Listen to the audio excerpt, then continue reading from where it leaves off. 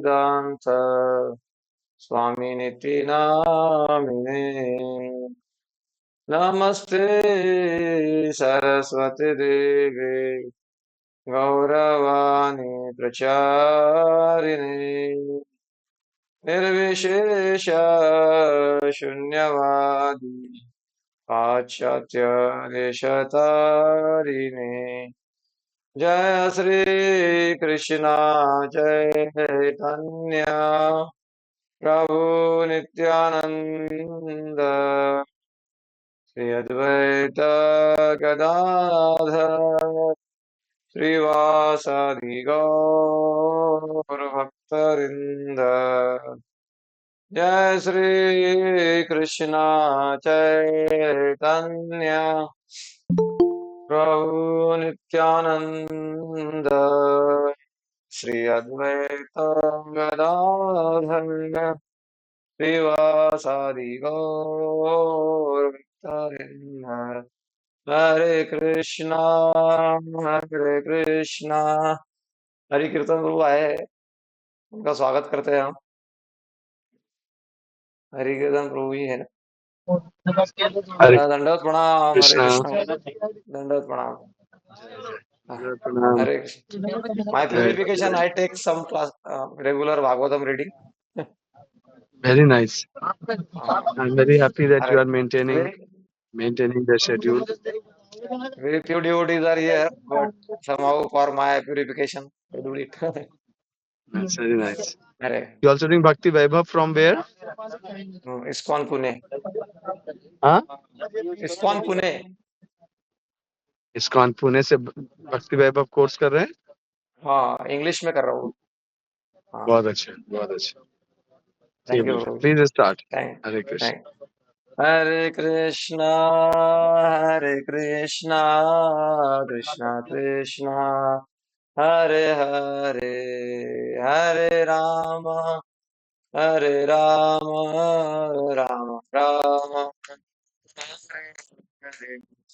हरे कृष्णा कृष्णा कृष्णा हरे हरे हरे राम राम हरे हरे। हरे कृष्णा कृष्णा हरे हरे हरे राम राम हरे हरे। जय राधा गोपीनाथ राधा गोपीनाथ राधे। जय गौरनिताय जय गौरनिताय जय जय प्रभुपाद प्रभुपाद जय जय प्रभुपाद। निताय गौर हरि बोल हरि बोल निताय गौर हरि बोल। कलयुग पावन हरिनाम संकीर्तनम की जय। हरे कृष्ण महामंत्र की जय। श्री श्री राधा गोपीनाथ भगवान की जय। और निताय की जय। जगत गुरु स्वामी शिल प्रभुपाद की जय। शिल भक्ति सिद्धांत सरस्वती आविर्भाव महामहोत्सव की जय। तो हम श्रीमद् भागवतम प्रथम स्कंद छठा अध्याय से पढ़ रहे थे और हम लगभग श्लोक नंबर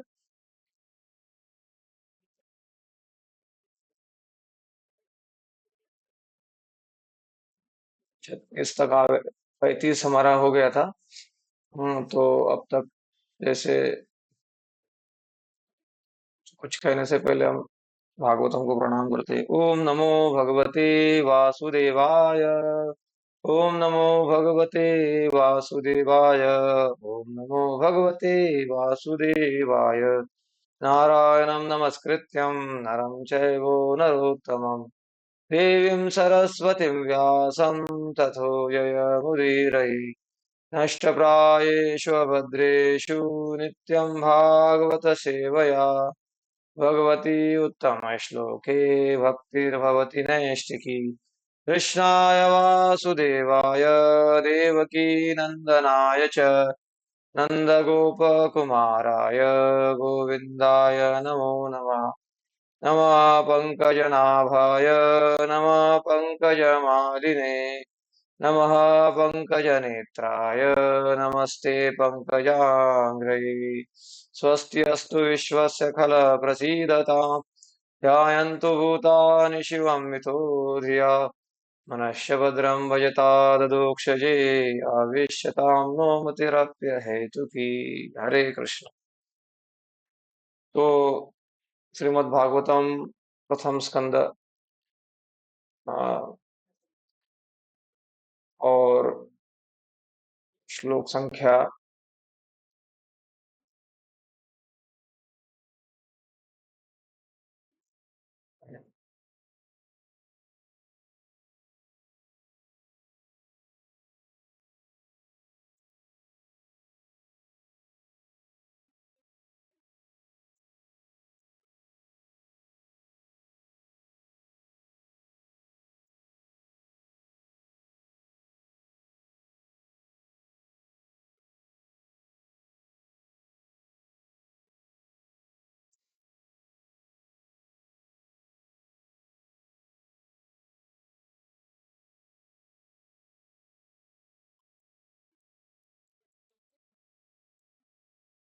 ये विजिबल नहीं हो पा रहा है कुछ कारण से। एक सेकंड।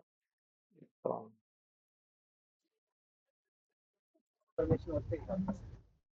हरे कृष्णा कृष्णा कृष्णा हरे हरे हरे। अभी दिख रहा होगा आपको, है ना? हरे कृष्णा कृष्णा कृष्णा हरे हरे राम राम राम हरे। तो हमारा चल रहा है प्रथम स्कंद अध्याय के श्लोक संख्या 36। तो अब तक हम चर्चा करते आ रहे हैं कि कैसे व्यासदेव ने प्रश्न पूछे, और व्यासदेव जी ने प्रश्न पूछने के बाद नारद मुनि ने अपना जीवन वृत्तांत सुनाया। कैसे वो जो है एक दासी पुत्र थे, और कैसे उनको भागवतों का संग मिला, भक्तों का संग मिला, और उनकी उन्होंने सेवा की। और उनके संग में श्रवण, विशेष करके उन्होंने वो आसक्त होकर श्रवण किया उन्होंने। तो इसका ही परिणाम हुआ कि जब आगे चल के उनकी माता का देहांत हो गया था और सांप ने काट लिया, तो परिस्थिति, विकट परिस्थिति आई जीवन में, फिर भी भक्ति हुई, भक्ति की थी उन्होंने। इसलिए उस परिस्थिति में भी वो अ, सकारात्मक दृष्टिकोण कहते हैं उसको, पॉजिटिव एटीट्यूड बनाए रखा उन्होंने। या फिर उन भक्ति का ये महिमा होता है कि तांद्रानंद विशेषात्मा, मतलब आनंद रहता है हर परिस्थिति में। और हालांकि आगे का स्तर है भक्ति का, बट शुरुआत से हम देखते हैं कि भक्ति में जब हम आते हैं तो जितना हम चिंतित पहले होते थे उतना अभी नहीं होते। और शुद्ध भक्तों का तो कहना ही क्या है, वो तो पूरा ही निश्चिंत रहते हैं। बट या उनकी चिंता रहती है तो फिर वो दूसरों के लिए रहती है, अम, अपने खुद के स्वार्थ के लिए नहीं रहती है। तो नारद मुनि निश्चिंत होके भगवान की कृपा माना उन्होंने, और फिर वो निकल पड़े और साधना करने लगे। जंगलों से, पहाड़ों से होते हुए गुजरे, ऐसा वर्णन हो रहा था। और उन्होंने फिर फाइनली भगवान का साक्षात्कार कर लिया और भगवान का दर्शन किया। भगवान ने दर्शन दिया और तुरंत ओझल हो गए भगवान। तो ओझल हो गए भगवान। तो ओझल होने के बाद नारद मुनि एकदम जो है विचलित हो गए। सोचने लगे कि जैसे हमको अगर कुछ, किसी को लत लग जाता है किसी चीज का, और फिर उससे वो छीन लिया जाता है, या फिर कोई आसक्त व्यक्ति है किसी चीज से।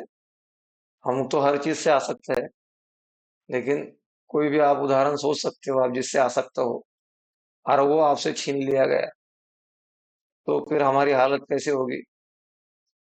वैसे ही विरह दशा वैसी ही नहीं, बट उदाहरण के लिए बता रहे हैं।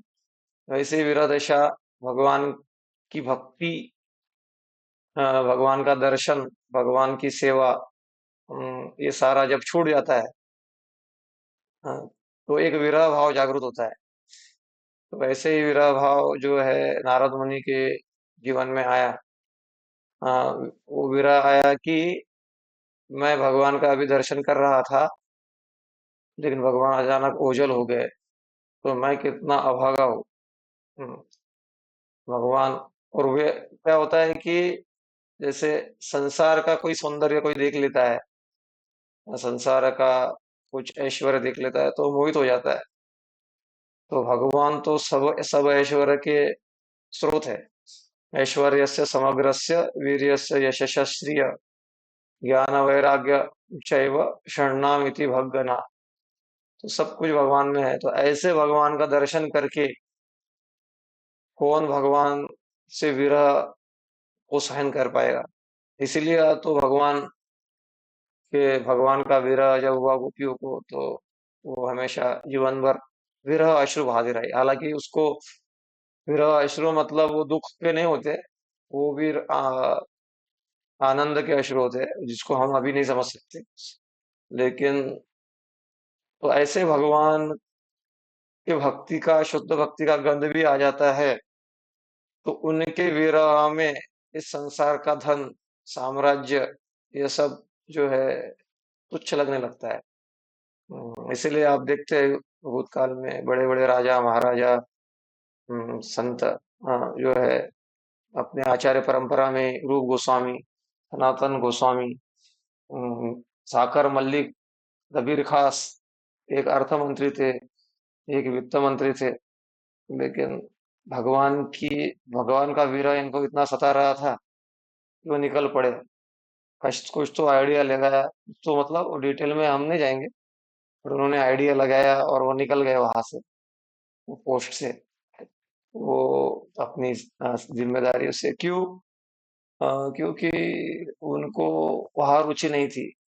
रुचि, हालांकि सेवा गुरुजनों के द्वारा दी जाती है वो हमको पूरा करना चाहिए, बट वो तो नवाब हुसैन शाह के अंडर में कर रहे थे। वो क्या कर रहा था?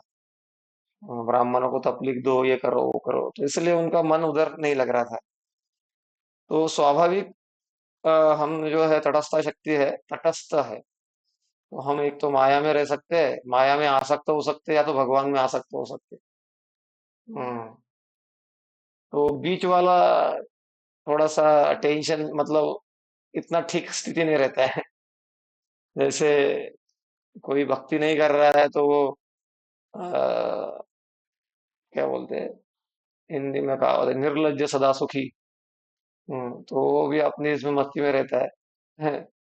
और एक शुद्ध भक्त होता है, वो अपने आनंद में रहता है। बीच वाला जो अनर्थ निवृत्ति पार नहीं किया है, वो हमेशा संघर्ष में रहता है। उसका ही मन षष्ठानी इंद्रियानी प्रकृति स्थानी कर्षति, संघर्ष चलते रहता है उसका।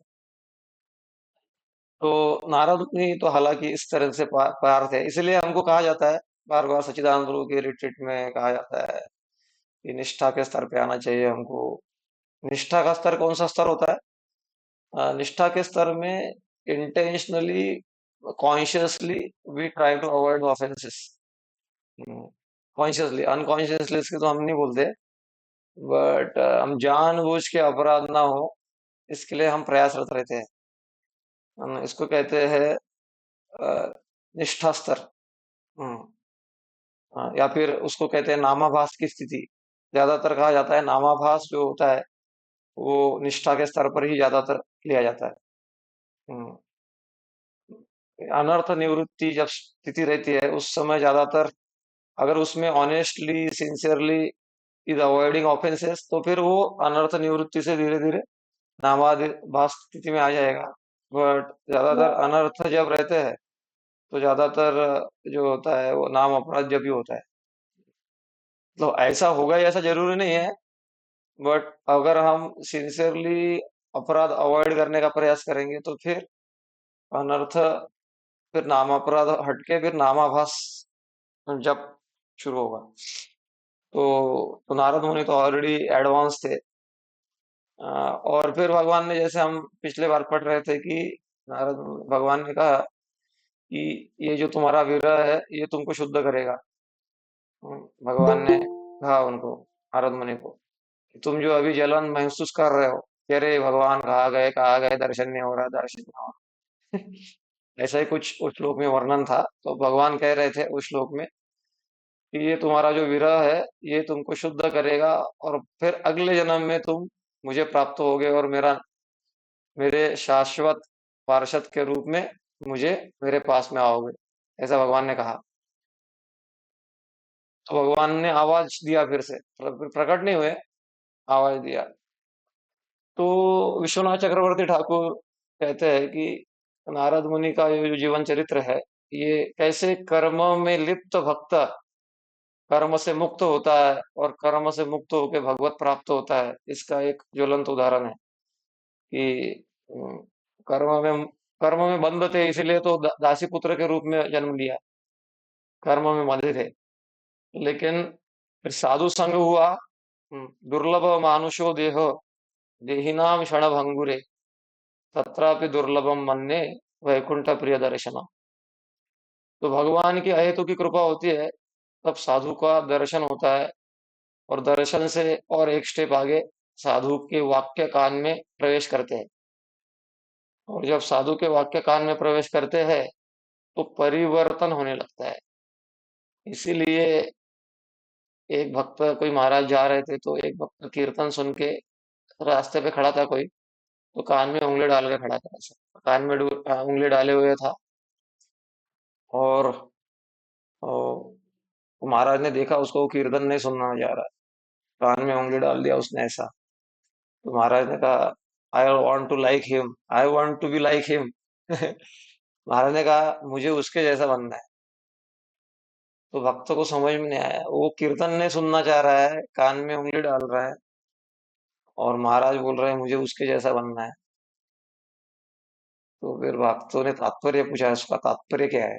तात्पर्य ये है कि महाराज ने बोला कि उसका कितना विश्वास है कि मेरे कान से अगर नाम चला जाएगा तो मेरा परिवर्तन हो जाएगा, इसलिए मैं कान ही नहीं, ना कान से सुनूंगा ही नहीं। बंद कर दिया कान।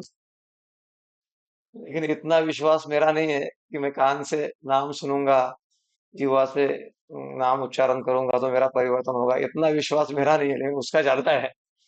इसीलिए उन्होंने कहा। तो काफी बार हम भक्ति का अभ्यास करते हैं, लेकिन विश्वास जागृत नहीं होता। लेकिन जो महात्मा होते हैं, संत होते हैं, वो हमको क्या करते हैं? विश्वास प्रदान करते हैं, भक्ति प्रदान करते हैं। भक्त्या माम अभिजानाति, गीता में भगवान कहते हैं भक्त्या माम अभिजानाति। या फिर भागवत में कहा गया है भक्त्या संजायते भक्त्या, भक्ति से ही भक्ति आती है। तो जो नारद मुनि है, वो भक्तों के संग भंग संग किया उन्होंने। तो जो भक्ति वेदांत थे वहां रुके थे, उन्होंने कुछ कसर नहीं रखी, पूरा दे दिया। जो भक्तों का स्वभाव होता है, जैसे कोई बिजनेसमैन है तो अपना सीक्रेट दूसरे बिजनेसमैन को नहीं बताएगा कि कैसे वो सक्सेस हुआ। लेकिन आप किसी भी प्रगत भक्त को पूछ लो कि how become you so successful, how you chant very nicely, और आप ऐसे अच्छे से जप करते हो, या फिर कुछ भी आप पूछो उनको, वो बेझिझक बता देंगे कि ऐसा है, कि ऐसा करना चाहिए, वैसा करना चाहिए। हाँ, ये नहीं कहेंगे कि मैं ऐसा करता हूँ, वो फिलोसॉफी बताएंगे अपने को, आपको बोस्ट नहीं करेंगे वो।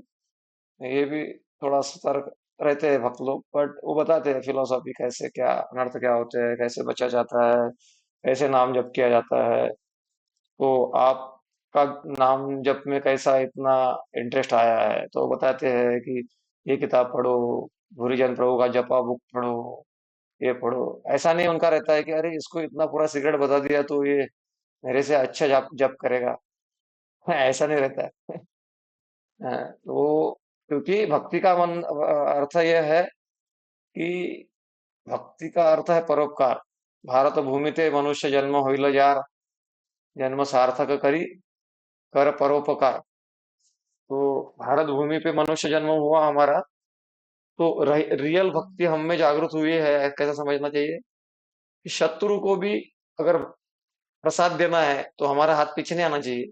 अरे ये प्रसाद खा लेगा तो भक्त बन जाएगा, हमारा शत्रु है, इसने मेरा नुकसान किया था, ऐसा नहीं होगा। तो भक्ति वेदांतों ने क्या किया, रियल ज्ञान दिया उनको, और रियल ज्ञान दिया तो फिर रियल टाइम में काम में आया। तो ज्ञान जब रियल नहीं रहता तो रियल टाइम में काम में नहीं आता वो। रियल जब माँ की मृत्यु हो गई, कठिन परिस्थिति आ गई, तो काम में नहीं आता। वास्तविक हम जो ज्ञान ले रहे हैं उसका वैल्यू कब समझता है, जब कठिन परिस्थिति आती है, तब पता चलता है कि अगर भक्ति में नहीं होता और ये परिस्थिति जीवन में आती तो शायद मैं इसे सहन नहीं कर पाता। ऐसा काफी भक्तों का ऐसा अनुभव है कि, लेकिन अभी हमको कुछ नहीं लगता, हमको बहुत आसान लगता है, अरे फिलोसॉफी है, अच्छा लग रहा है ये। लेकिन ये हमको जो ज्ञान है वो आंतरिक रूप से भी मजबूत कर रहा होता है। जितना हम महत्व बुद्धि रखेंगे उसके प्रति, उतना हमको लाभ मिलता जाएगा। हम्म, तो नारद मुनि ने बताया, और फाइनल में उन्होंने सिगरेट बता दिया अपना। नामानि अनन्तस्य हतत्र पट्टन् गुह्यानि भद्राणि कृतानि च स्मरन् गां पर्यटन् तुष्टमनः गतस्पृहा कालं प्रतीक्षन् विमद विमत्सरः।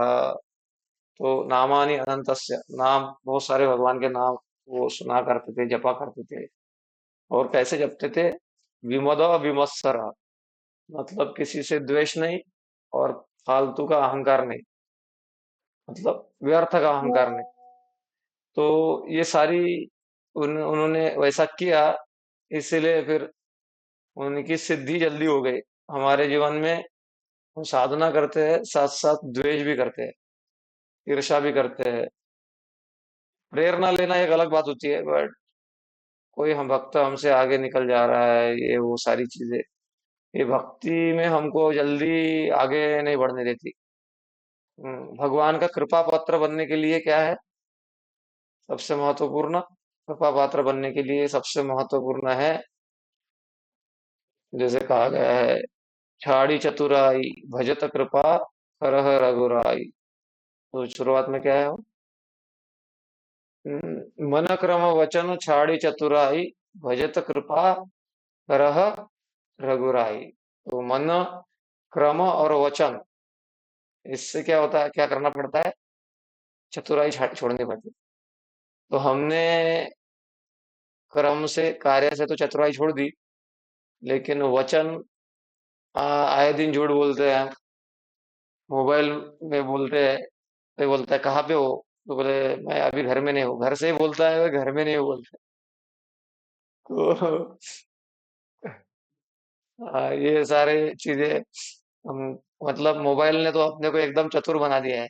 लेकिन जितना मोबाइल भक्ति वर्धन के लिए अनुकूल है, उतना ही वो प्रतिकूल भी है।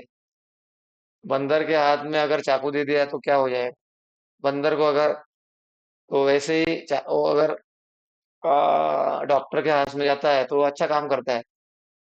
तो पहले हमसे, सबसे पहला हमारा कर्तव्य है कि हम बंदर से इंसान बने, तो फिर हमारे लिए ये मोबाइल वगैरह ये सब ये एक अनुकूल कार्य करेगा। तब तक नहीं तो क्या होता है, चतुराई हो तो देते, मन क्रम वचन चतुराई करते हैं हम। इस सॉफ्टवेयर, ये जो मोबाइल है, गैजेट्स है, इसका उपयोग चतुराई के लिए उपयोग होता है, ये चतुराई के लिए नहीं, चतुरता से भगवत धाम जाने के लिए उपयोग होना चाहिए। क्यों, क्योंकि चतुर लोगों को भगवान कृपा नहीं करते। मन क्रम वचन छाड़ी चतुराई भजत कृपा करह रघुराई, भजत कृपा करो। तो नारद मुनि का एक विशेष ये था कि नारद मुनि ने साधना की भक्ति वेदांतों के जाने के बाद भी। जैसे सामान्यतः इस, मैं पिछले बार भी उदाहरण दे रहा था कि टीचर निकल जाता है तो स्टूडेंट्स क्या करते हैं, हल्ला बोल करते हैं ना, अरे बोल, वो बोल के जाता है होमवर्क करना बच्चों, हाँ 1 घंटे बाद मैं आऊंगा या आऊंगी जो भी है। तो उसमें टाइम में जैसे ही वो टीचर बाहर जाता है, ये हल्ला बोल चालू हो जाता है, चलो गया। अच्छा हो गया टीचर चले गए, अभी टाइम पास करेंगे। लेकिन जो सिंसियर स्टूडेंट होते हैं, वो नारद मुनि क्या थे, जो भक्ति वेदांत है वो जानने के बाद भी उन्होंने क्या किया, अपना जो है ड्यूटी, अपने को जो होमवर्क मिला था वो दिया। इसके लिए क्या लगता है, एक श्रद्धा लगता है, विश्वास लगता है, और ग्रेटिट्यूड, हाँ मतलब कुछ कृतज्ञता का भाव लगता है जो हमारे अंदर होता है। तो फिर वो हम करते हैं, और जब हम फॉलो करते हैं वचनों को, परिवर्तन दिखाई देता है। वचनों को जब हम फॉलो नहीं करते तो हमको ज्यादा परिवर्तन दिखाई नहीं देता। हाँ, फिर हम दोष, काल ही कर्म ही ईश्वर ही मिथ्या दोष लगाए। हम्म, कभी काल को दोष लगाएंगे, कभी कर्म को, कभी ईश्वर भगवान को ही दोष। लेकिन हम अपना ड्यूटी ठीक से कर रहे हैं कि नहीं, इसके ऊपर हम ध्यान नहीं देते। इसके ऊपर जो ध्यान देंगे हम, तो फिर नारद मुनि को जैसे अनुभव हुआ भगवान का, वैसा कुछ अनुभव हमको भी होगा। इसलिए जैसे कहा जाता है कि संसार में बहुत कांटे हैं, संसार भर के कांटे हम निकाल नहीं सकते। पैर में शूज पहन लो, तो कांटों का इलाज हो जाएगा। वैसे संसार की चेतना को सुधार नहीं सकते हम पूरी। अपनी चेतना, अपनी दृष्टि को बदल दो। हम्म, अब भौतिक दृष्टि से आध्यात्मिक दृष्टि को जागृत कर लो। हाँ, यही है, इसी के लिए मनुष्य जीवन मिला है। हाँ, नारद मुनि ने, वही एक उदाहरण था उनका। तो उन्होंने दिव्य दृष्टि को प्राप्त किया, और फिर दिव्य दृष्टि व्यक्ति को क्या करती है, पाप से बचाती है। दिव्य दृष्टि अपराधों से बचाती है, और दिव्य दृष्टि व्यक्ति को भगवत कृपा को आकर्षित कराती है। मतलब इसीलिए प्रॉपर ज्ञान होना चाहिए। काफी लोग कहते हैं कि अरे प्रवचन बहुत हो गए महाराज, प्रवचन से कुछ नहीं होगा, पैसे की बात बताओ, पैसे दो, ये दो। ऐसे लोगों को लगता है। तो पैसे, प्रवचन से कुछ नहीं होगा। लेकिन आप देखो जिनके पास में पैसा है, पैसे से उनकी जिंदगी बन गई क्या, वो थोड़ा देखिए, सुविधा हो सकती है। लेकिन सबसे डिप्रेशन में तो, अमीर लोग सबसे ज्यादा डिप्रेशन में वो लोग ही लगते हैं। जितना पैसा आता है उतना डिप्रेशन में जाते हैं वो लोग। हाँ, बाहरी कोई बताता नहीं, वो बात अलग है। ऑनेस्टली कोई बताता नहीं, वो बात अलग है। बट ये, क्योंकि शास्त्र विरोध में जब जीवन जिया जाता है, वो सुखी जीवन नहीं हो सकता। बाहरी मुस्काना वो बात अलग है, लेकिन हृदय संतुष्ट होना वो बात अलग है। तो वो मार्ग है अध्यात्म, जो नारद मुनि ने फॉलो किया और हमको दिखाया कि उसको हमको करना चाहिए, नाम जपना चाहिए उसको। महाजन तो तात्पर्य में पिछले बार प्रभुपा जी कह रहे थे कि महाजनयन कथा सुपंथा, नारद मुनि ने जो नारद भक्ति सूत्र दिए हैं, जो मार्ग दिया है, उसको हमको अपनाना चाहिए। आगे के श्लोक में बढ़ते हैं हम। आगे के श्लोक में,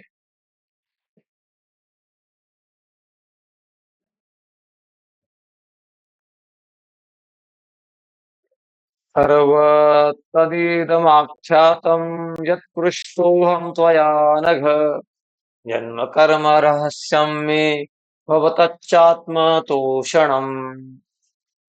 हे व्यासदेव, तुम समस्त पापों से मुक्त हो। इस तरह जैसा तुमने पूछा, उसी के अनुसार मैंने अपने जन्म तथा आत्मा साक्षात्कार के लिए किए गए कर्मों की व्याख्या की है। यह तुम्हारे आत्म संतोष के लिए भी लाभप्रद होगा। तात्पर्य पढ़िए। तात्पर्य से पहले हम गुरु गौरांग को याद कर लेंगे। ओम अज्ञानतिमिरन्धस्य ज्ञानाञ्जनशलाकया चक्षुरुन्मिलितं येन तस्मै श्रीगुरवे नमः। श्रीचैतन्यमनोभीष्टं स्थापितं येन भूतले स्वयं रूप कदा मह्यं ददाति स्वपदान्तिकम्।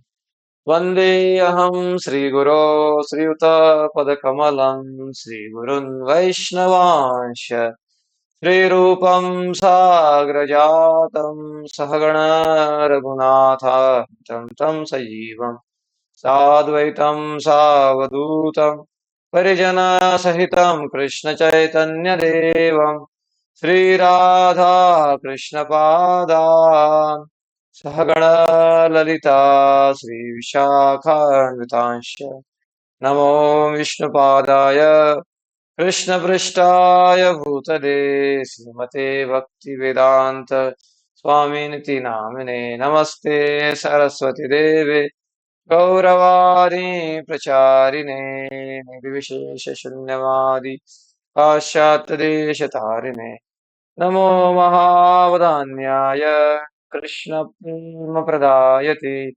कृष्णाय कृष्णचैतन्य नाम्ने गौरतुषे नमः हे कृष्णा करुणा सिन्धो दीनबन्धो जगत्पते गोपेश गोपिका कान्त राधाकान्त नमोऽस्तुते सप्तकाञ्चन गौराङ्गी राधे वृन्दावनेश्वरि वृषभानुसुते देवी प्रणमामि हरिप्रिये वाञ्छाकल्पतरुभ्यश्च कृपा सिन्धुवैव च पतितानां पावनेभ्यो वैष्णवेभ्यो नमो नमः जय श्री कृष्ण चैतन्य प्रभु नित्यानंद श्री अद्वैत गदाधर श्रीवासादि गौर भक्तवृंद हरे हरे कृष्णा कृष्णा कृष्णा हरे हरे हरे राम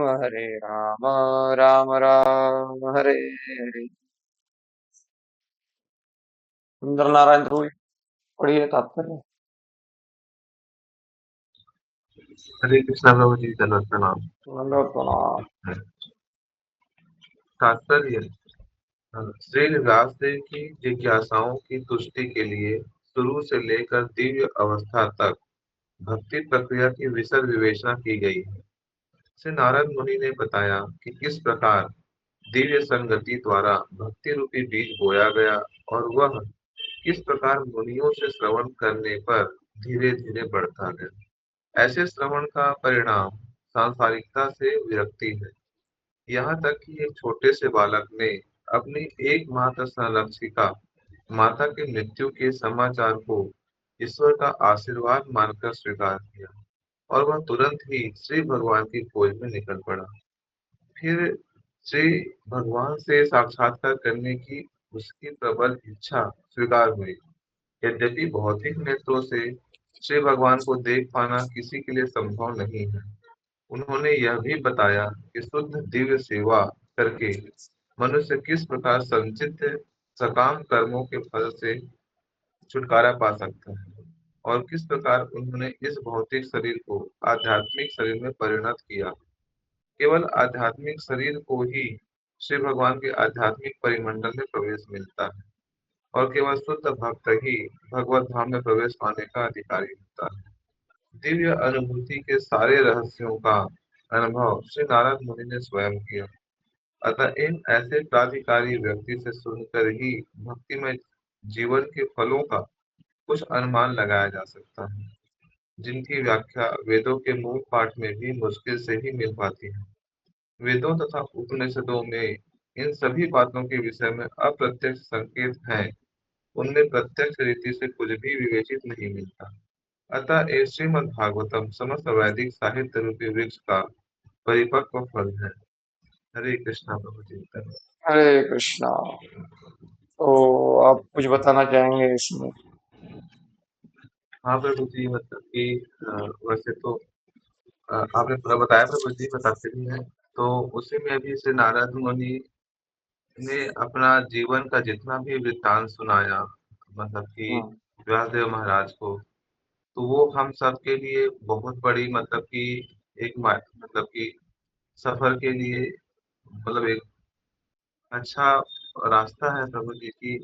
हम्म कितना मतलब भयंकर तकलीफ में थे, एकमात्र उनकी माता ही थी जो उनको पालन पोषण कर रही थी।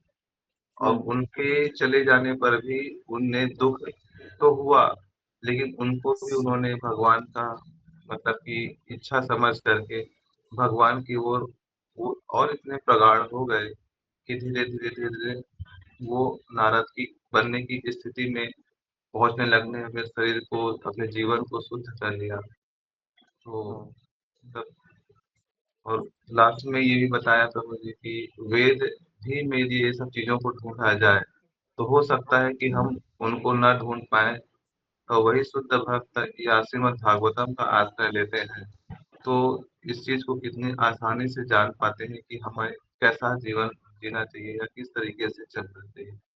ऐसा मेरे को थोड़ा हाँ सा लग रहा है प्रभु जी। हरे कृष्ण। हाँ, सही बताया आपने।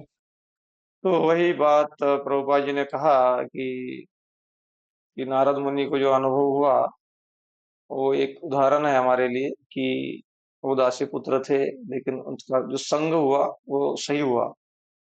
तो हमारा जीवन भी हमारा जो संग होता है, वो राइट टाइम में राइट एसोसिएशन मिलने से जीवन बिगड़ने से बच जाता है। हाँ, और अगर रॉन्ग टाइम निकल गया तो फिर थोड़ा मुश्किल हो जाता है जीवन सुधरना।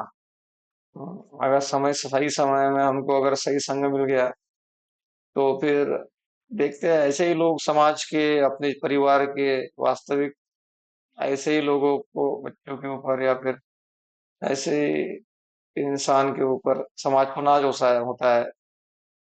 कैरेक्टरलेस लोगों का नाम निकाला जाता है क्या? वो निगेटिव सेंस में भले ही निकाला जाता होगा, बट ऐसा कोई नाज नहीं करता। हमारा हमारा परिवार इतना महान है, हमारे परिवार में दाऊद इब्राहिम हमारे ही परिवार में आके गए। ऐसा कोई बोलता होगा तो वो मूर्ख है। तो मूर्ख लोगों की कमी नहीं है संसार में। लेकिन समाज किसके ऊपर नाच करता है? ये सबसे महत्वपूर्ण। तो वास्तविक अमर होने का रास्ता यही है कि अमर विद्या। अमर विद्या क्या है? अमर विद्या यही है, श्रीमद् भागवतम। ये व्यक्ति को वास्तविक अमर बनाता है। इस संसार में हम बहुत कुछ करते रहते हैं अमर होने के लिए, लेकिन मरना तो पड़ता है। लेकिन ये हमको जन्म मृत्यु के चक्कर से छुड़ाता है जो ज्ञान है। तो इस संसार में हम हर चीज कुछ ना कुछ, क्या अमर नहीं है हम, फिर भी परमानेंट पकड़ के रखना चाहते हैं। तो यहाँ पर उदाहरण देना ठीक रहेगा। प्रभुपाद जी ने महात्मा गांधी का उदाहरण दिया था। हालांकि महात्मा है, बहुत सारे अच्छे कार्य किए उन्होंने, बट एक चीज प्रभुपाद ने उनमें कमी देखी थी, जिसको वर्णन करना कोई गलत नहीं रहेगा। उन्होंने कहा था कि पत्र लिखा था महात्मा गांधी को प्रभुपाद जी ने कि अभी सब देश भी स्वतंत्र हो चुका है, सब हो चुका है, अभी आप थोड़ा पॉलिटिक्स से बाहर निकल जाओ और गीता वचा के प्रचार में थोड़ा मेरे साथ थोड़ा हाथ बटाइए। आप सहयोग करिए, आप सहयोग करोगे तो बहुत प्रचार हो सकता है। कि पॉलिटिक्स में कब तक रहोगे आप? ऐसा लेटर लिखा था, उसका कुछ रिप्लाई नहीं किया उन्होंने। तो फिर वो सब स्मरण करते हुए प्रभुपाद जी ने एक बार कमेंट किया था कि people are so attached to their post and position, they won't want to leave. म्हणजे वो छोड़ना नहीं चाहते हो, जो भी पद है वो छोड़ना नहीं चाहते। देन द व्हाट हैपन, तो क्या होता है, उसी देश के लोग, उसी अपने लोग गोली से उड़ा देते हैं। तो आप वैसे छोड़ने रहे तो वैसे छोड़ दो, फिर तो छोड़ना पड़ता है। हम्म। फिर भी लोग इतने आसक्त, जैसे आपने देखा होगा वो विधायक रहते हैं, एमएलए वगैरह रहते हैं विधायक, वो तो फिर 5 साल कंप्लीट हो जाता है जब उनका, वो गाड़ी के ऊपर पहले विधायक लिखते हैं। फिर अभी दूसरी बार अगर चुन के नहीं आए तो फिर भूतपूर्व विधायक लिखते हैं, फिर भूतपूर्व विधायक। तो विधायक जो है बड़े अक्षर में लिखते हैं, भूतपूर्व छोटे अक्षर में लिखते हैं। दिखाई नहीं देता, वो पास में जाके देखना पड़ता है। भूतपूर्व विधायक। तो मतलब वो उसमें इतना आसक्त रहते हैं कि वो छोड़ नहीं पाते। लेकिन जितना भी बड़ा विधायक हो वो भूत में ही चला जाता है, भूतकाल में चला जाता है ना। वो मतलब ऐसे कोई 5 साल के लिए आया, वो हमेशा के लिए थोड़ी रहेगा। वो भूत में जाएगा जाएगा तो भूत लगने वाला है आगे चल के। ये जो भूत छूटेगा नहीं, भूतपूर्व, तो भूत लगेगा। लेकिन भक्ति क्या करती है अपने को? अभूतपूर्व। तो लगता है जो भक्त होता है। इसीलिए कभी जैसे बड़े बड़े संत हुए, तुकाराम महाराज, उनको तुकाराम महाराज के सामने भूतपूर्व लगेंगे क्या? भूतपूर्व तुकाराम महाराज, वो कैसे है? अभूतपूर्व है। तो मतलब वो भूतकाल हो जाता है, लेकिन वो वर्तमान में उनका ख्याति वैसे ही रहता है। ये भक्ति का महिमा है। तो प्रभुपाद जी वही कह रहे तात्पर्य में कि भक्तों का संग मिला, तो विशेष करके प्रामाणिक संप्रदाय से जुड़ के प्रामाणिक भक्तों से श्रवण करना, और हमको भी, हम भी थोड़ा भक्ति के लिए ही भक्ति करें, तो फिर एक अलग चीज होती है, वो है अनुभव। चित्त मार्जन होता है, कुछ अनुभव होने लगती है भक्ति में। अनिष्ठा आती है, अनर्थ निवृत्ति दूर होती है। तो अनर्थ निवृत्ति जब होती है, काम क्रोध लोभ, ये पूरे तो दूर तब प्रेम के स्तर में जाएंगे तब होगा, बट ये कम होके एक निष्ठा के स्तर में जब हम जाते हैं, तो उसके बाद में फिर किसी को उठाना नहीं पड़ता। मंगल आरती के लिए उठो, फिर नाम जप करो। कोई बोलेगा तुमको 1 लाख रुपए देता हो, आज नाम मत जप मत करो, तो वो छोड़ नहीं सकता। तो इतना अटैच हो जाता है, उसको निष्ठा कहते हैं।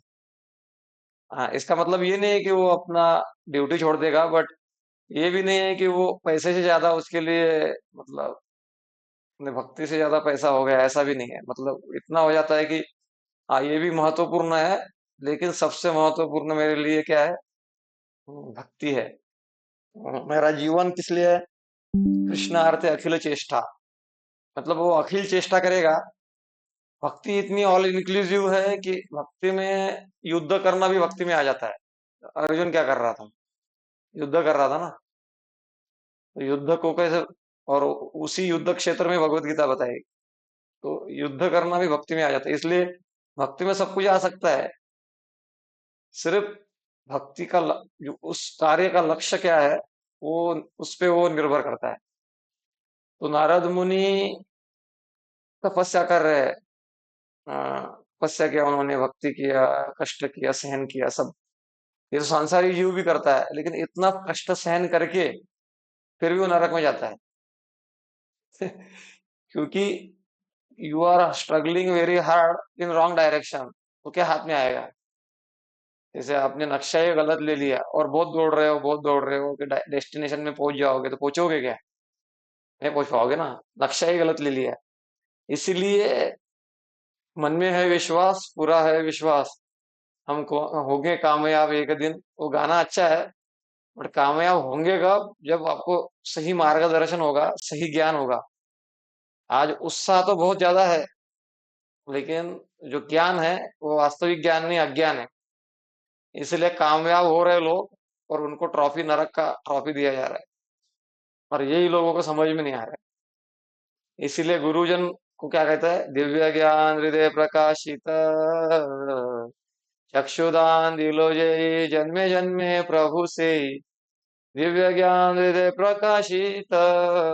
दिव्य ज्ञान हृदय प्रकाशित हो जाता है जब भक्त जीवन में आते हैं। फिर हम अ, हमारा जीवन बच जाता है।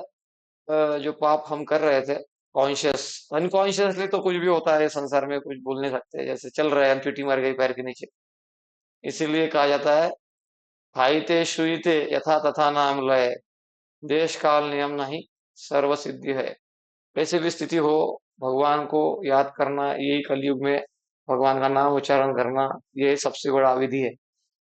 ये छोड़ के हम कुछ भी आडंबर करेंगे, वो अपने को ज्यादा सपोर्ट करने वाला नहीं है कलयुग में। कलयुग में सबसे बड़ा विधि है नाम जप करना। बाकी आडंबर जो है वो काम नहीं करेंगे। और बहुत हम कुछ पर्सनैलिटी डेवलपमेंट के क्लासेस भी लगाएंगे, तो पर्सनैलिटी डेवलप होके होके इतना डेवलप हो जाएंगे कि पैसे कमाने के लायक हो जाएंगे। लेकिन इतना डेवलप नहीं होगा कि हम हर दुख में मुस्कुराना सीखे, इतना डेवलप नहीं हो पाएगा। क्योंकि फाइनल में हम पर्सनली डेवलप तो स्वार्थ शरीर को अपना मान के ही किया है ना। इसलिए जो रियल पर्सनैलिटी डेवलपमेंट होता है, वो आध्यात्म के द्वारा, जिसमें हम जानते हैं कि we are not this personality what we are seeing, I am beyond this personality. तो ये पर्सनैलिटी से बियॉन्ड है हम। ये समझ में आते हैं तब वास्तव में पर्सनैलिटी डेवलप होता है। अभी तो ये शरीर को लेकर ही सब चिंता है, सब चल रहा है। तो अगले श्लोक में बढ़ते हैं हम अभी।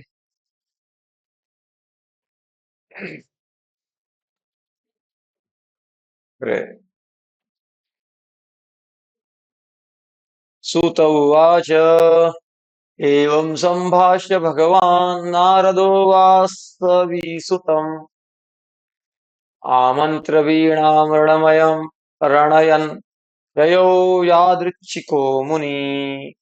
सूत गोस्वामी ने कहा, इस प्रकार व्यासदेव को संबोधित करके नारद मुनि ने उनसे विदा ली और अपनी वीणा को झंकृत करते हुए वे अपनी उन्मुक्त इच्छा के अनुसार विचरण करने के लिए चले गए। इस प्रकार व्यासदेव की समझ। तो आगे तात्पर्य पढ़िए। कौन है उपलब्ध? तुम्ही कुठे आहे सिद्धांत प्रभू? मंदिरात आहे का? हाँ प्रभु जी, खाली प्रसाद ओके ओके चौहानचे जवळ. हाँ. ओके ओके, ठीक है। तो तुलसी माता जी आप पढ़िए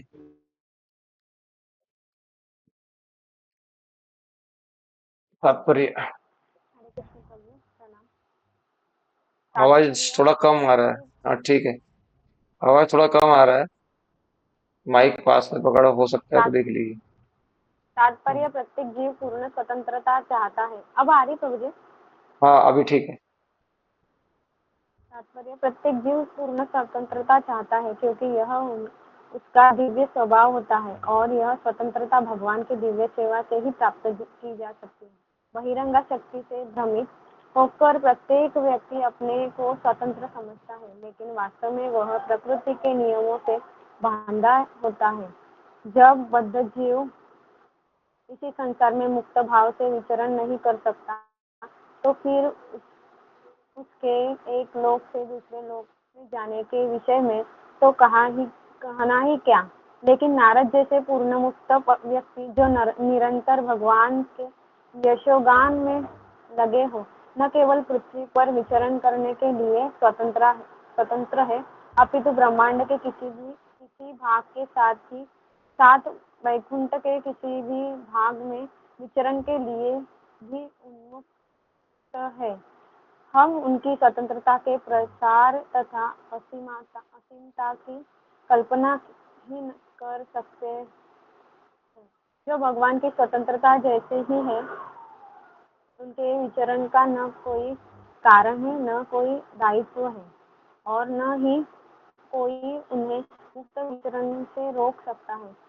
इसी प्रकार भक्तिमय सेवा की दिव्य पद्धति भी स्वतंत्र है। भक्ति संभव है कि सारी क्रियाओं के बावजूद भी किसी व्यक्ति में यह विकसित न हो सके। इसी प्रकार भक्तों की संगति में भी स्वतंत्र है। हो सकता है कि किसी भाग्यशाली को यह प्राप्त हो या किसी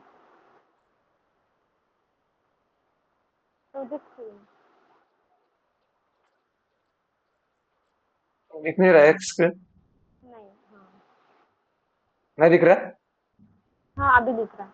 हो सकता है कि किसी भाग्यशाली को यह प्राप्त हो या किसी को हजार प्रयत्नों के बाद भी यह प्राप्त न हो पाए। जहाँ भक्ति के समस्त पक्षों में स्वतंत्रता ही मुख्य धुरी है। स्वतंत्रता के बिना भक्ति नहीं हो सकती। भगवान को अर्पित स्वतंत्रता का अर्थ यह नहीं है कि भक्त सभी तरह से आश्रित है। गुरु के पारदर्शी माध्यम से भगवान की शरण में जाना जीवन की पूर्ण स्वतंत्रता प्राप्त करना है। हम्म, तो कुछ बताना चाहेंगे इसमें आप? मुझे इतना ही समझा कि जो आपने अभी बताया ही था कि हम भक्ति के व्यतिरिक्त जो भी कार्य करते हैं, वो मतलब जो भी स्वतंत्रता जैसे कार्य करते हैं, पर वो असली स्वतंत्रता नहीं है। हम भक्ति में जो कार्य करेंगे, मतलब भक्ति में जो कार्य करते हैं वही स्वतंत्रता है, और उससे ही हम भगवत धाम जा सकते हैं।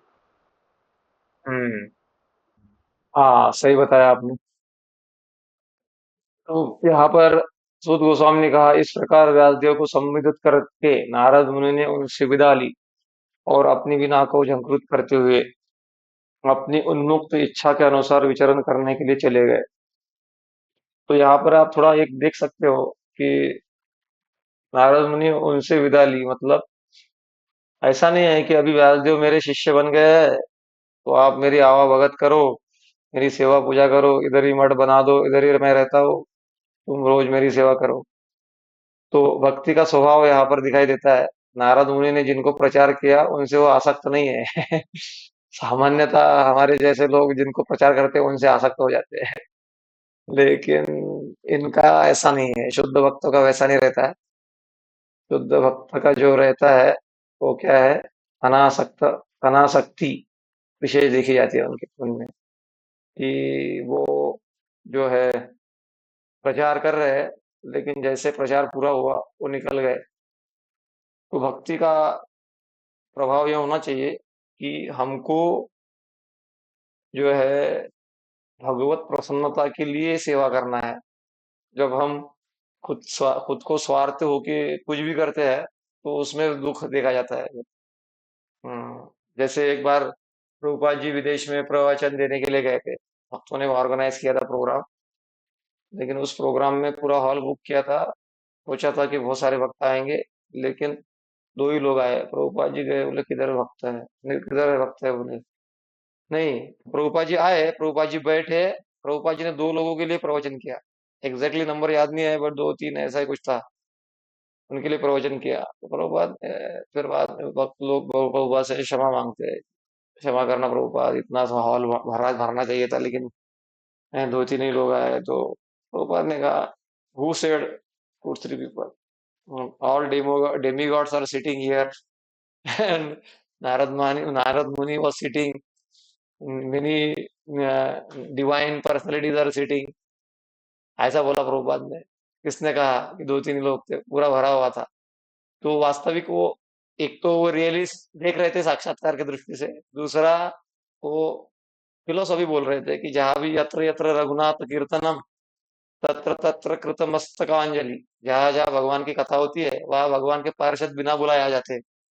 क्यों आते हैं? क्योंकि वो आ सकता है ना। जहाँ शराब का दुकान रहता है वहां बिना बुलाए दुकान लोग जाते हैं कि नहीं? बुलाता है कि दुकान वाला, आओगे आप? तो शराब का उदाहरण इससे नहीं दिया जा सकता, बट उदाहरण समझने के लिए बताया आप। तो वैसे ही ये जो शुद्ध भक्त है जो भी घूम रहे हैं अमर, वो आ सकते हैं कथाओं से। वो नहीं देखते कि अरे ये नरहरि ठाकुरदास नया लड़का है, इसका क्या सुनने का। वो आ जाते हैं, कोई तो बोल रहा है भगवान के बारे में, चलो जाके सुनते हैं। हाँ, अपराधी होगा, पैसा कमाने के लिए कर रहा होगा तो फिर थोड़ा डिस्टेंस मेंटेन करते हैं वो लोग। बट अगर हमारा सिंसियर एफर्ट एंडेवर है कि भगवान का गुणगान करना है, भगवान को प्रसन्न करना है, तो आ जाते हैं वो लोग। तो इसलिए ज्यादा चिंता नहीं करने का, अरे कोई नहीं आया, ऐसा नहीं। हमारा कोई नहीं तो अंदर परमात्मा तो अंदर बैठा हुआ है, जिसको तुलसीदास जी कहते हैं स्वांत सुखाय तुलसी रघुनाथ गाथा।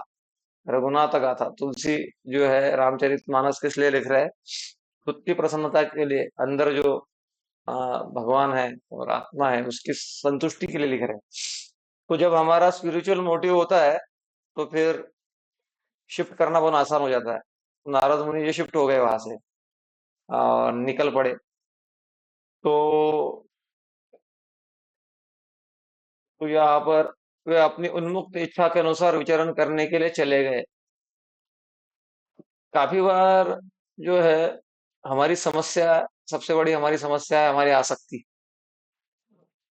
तो नारद मुनि इतना फ्रीली कैसे घूम सकते हैं? ऊपर जाते हैं, नीचे जाते हैं, सब जगह घूमते रहते हो, इतना आसान कैसा है? क्योंकि उनके पास में क्या सीक्रेट है? नारद मुनि टोटली अनासक्त है, टोटली अनासक्त है, फिर भी इतने लोगों को मिलके इतने लोगों का उद्धार कैसे करते हैं फिर वो एक बड़ा प्रश्न है। तो उनके अंदर जेन्यून कंपैशन बोलते हैं उसको, कंपैशन को क्या बोलेंगे, करुणा, स्वाभाविक, जेन्यून के बोलते हैं, स्वाभाविक नहीं, जेन्यून या फिर स्वाभाविक, या फिर स्वाभाविक करुणा नारद मुनि के अंदर है। तो वो जितने लोगों को मिलते हैं उतना लगता है, उनको लगता है और लोगों को मिले और लोगों को बताओ, लेकिन वो ये नहीं सोचते कि मैं इन लोगों का उद्धार कर रहा हूँ, ये मेरे शिष्य है, ये मेरा ऐसा है, ऐसा कुछ नहीं है, उनके अंदर नहीं है। तो ऐसे भक्तों को ही स्वातंत्र मिलता है, और वैसे ही भक्त वास्तव में तीनों भुवनों में घूम सकते हैं। उसको नित्य सिद्ध कहते हैं, मतलब सिद्ध है ये। तो नारद मुनि को एम्पावरमेंट भगवान ने दिया, लेकिन क्यों एम्पावरमेंट शक्ति उनको दिया भगवान ने? क्योंकि उनका वैसा एटीट्यूड, मतलब उनका जो मनोभाव वैसा था।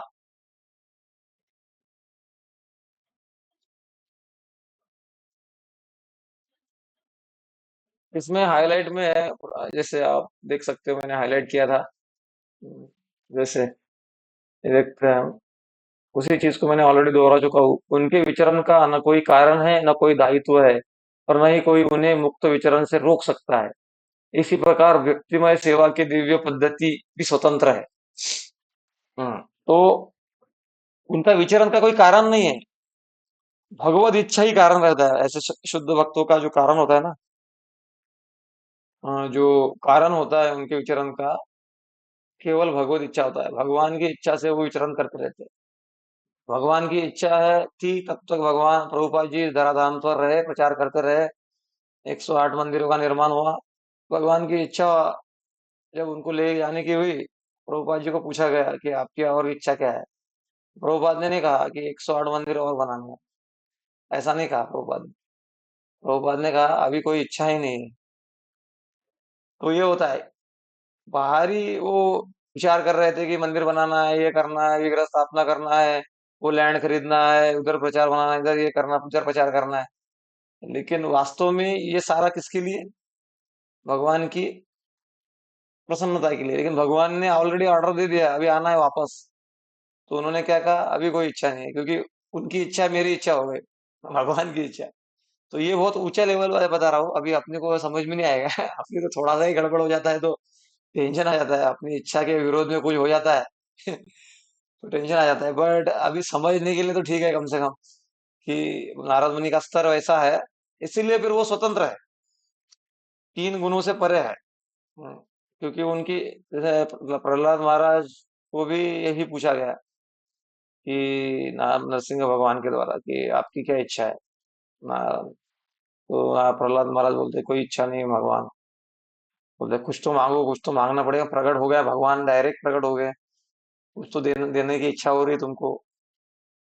तो फिर उन्होंने मांग लिया, बोला ठीक है, आप देना चाहते हो तो ये इच्छा, मेरी कामना पूर्ण करना चाहते हो तो मुझे मेरी ये कामना करी पूर्ण कीजिए कि मेरी कोई कामना ना रह जाए।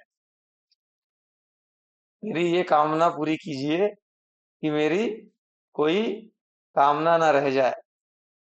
तो हमारा जीवन जो है कामनाओं से भरा हुआ है, और इसको अभी हमको डिलीट करने के लिए नहीं कहा जाता है। हम साधक है, तो इसको गाने की इच्छा है, गाओ, कोई प्रॉब्लम नहीं, लेकिन भगवान के लिए गाओ। खाने की इच्छा होती है, कोई बात नहीं, खाओ, लेकिन अधर्म का छोड़ के अच्छे से अच्छा डिलीशियस कुकिंग करके भगवान को भोग लगा के खाओ। लेकिन वो जो शुद्ध भक्त होते हैं उनका वो भी चला जाता है। उनका तो जो मिलेगा वो खाते हो। कभी घी गना, कभी मुट्ठी भर चना, और कभी वो भी मना, वो उनका सब चलता है उनका। तो यही वर्णन हुआ है। अभी एक इस अध्याय का लास्ट श्लोक रह गया अपना, वो लेंगे फिर हम रुक जाएंगे। मतलब वो फिर हमारा अध्याय समाप्त हो जाएगा, लास्ट वाला श्लोक। तो अभी लेना चाहिए क्या वो श्लोक? नहीं, फिर तात्पर्य में गड़बड़ में हो जाएगा। कोई बात नहीं, अब कल ले लेंगे। ठीक है। हरे कृष्णा कृष्णा कृष्णा हरे हरे, हरे राम राम राम हरे हरे। ठीक है, रुक जाते हैं हम यहाँ पर। किसी का कोई प्रश्न है क्या अभी तक मैं जो कहा उसमें?